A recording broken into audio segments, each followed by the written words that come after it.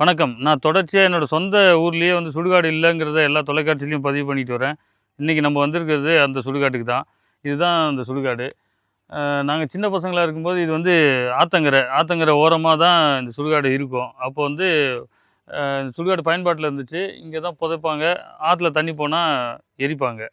அப்படியே தொடர்ச்சியா கொஞ்ச நாள் போக போக சுத்தி இருக்கிற எல்லா குப்பைகளும் வந்து குப்பை கொட்டுற இடமா இது வந்து மாறிடுச்சு. எல்லா சாக்கடையும் இங்க தான் வந்து கலக்குது. இந்த இந்த சாக்கடையெல்லாம் இந்த ஆத்துல கலக்கிறதுக்காக இங்க இருக்கிற வீடுகள்லேருந்து வெளியேற்றப்படுது. இந்த ஆட்சியாளர்கள் இத்தனை ஆண்டு காலம் இந்த இந்த இடத்த ஆட்சி செஞ்சு, இங்க அதிகாரத்துல இருந்து செஞ்ச சாதனை இதுதான்.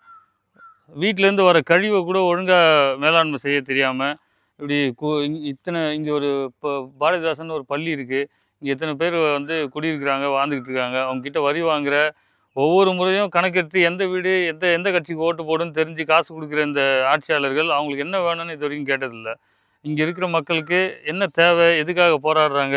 இங்க குப்பை கொட்டக்கூடாதுன்னு இங்க இருக்கிற மக்கள் போராடி தான் அதையே சரி பண்ணாங்க. இங்க இருக்க ஆட்சி அதிகாரத்துல இருக்கிறவங்களோ, இங்க இருக்கிற அரசியல்வாதிகளோ அதில தலையிட்டு இதுவரைக்கும் எதுவுமே செய்யல. நம்ம இங்க வந்து நின்னதுலேருந்து எல்லாரும் அத தான் நம்மகிட்ட சொல்லிக்கிட்டு இருக்காங்க. யாரும் வரல, எதுவும் செய்யலன்னு. மக்கள்ட்ட நம்ம சொல்றதும் ஒண்ணு தான். நீங்க கடைசி வரைக்கும் அதிகாரத்த யார்கிட்டயோ தூக்கி குடுத்துட்டு, எல்லாத்துக்கும் புலம்புறது வந்து ஒரு அறிவார்ந்த செயல் இல்ல. ஒரு அறிவார்ந்த சமூகம் அத செய்யாது. யார தலைவனா தேர்ந்தெடுக்கணும் அப்படிங்கிற அறிவு நமக்கு முதல்ல இருக்கணும். கோட்டருக்கும், கோழி பிரியாணிக்கும், 500க்கும், 1000த்துக்கும் ஓட்டு போட்டு, என் வீடு இப்படி இருக்கு, என் நாடு இப்படி இருக்கு, என் தெரு இப்படி இருக்கு, என் வீட்டு சாக்கடை இப்படி இருக்கு அப்படின்னு சொல்றது வந்து, நாம இன்னமும் முட்டாள்தனமா தான் இருக்கிறோம் அப்படிங்கிறது தான் உணர்த்துது. அதனால என் மக்கள்ட்ட மறுபடியும் கேட்கிறோம். இந்த நிலத்தில இத்தனை சிக்கல்களுக்கும் காரணம் இந்த திராவிட ஆட்சியாளர்கள் தான். இந்த திமுக, அதிமுக இந்த 2 கட்சி தான் மாறி மாறி 60 வருஷம் இந்த நாட்ட ஆட்சி செஞ்சது. இத மாத்த தான் நாங்க வந்து 15 வருஷமா போராடிக்கிட்டு இருக்கோம்.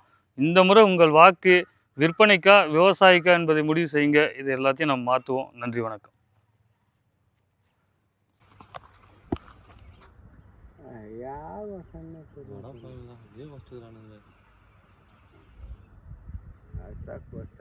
மனுஷன் போராடுறதுக்கு கிட்ட போய் என்ன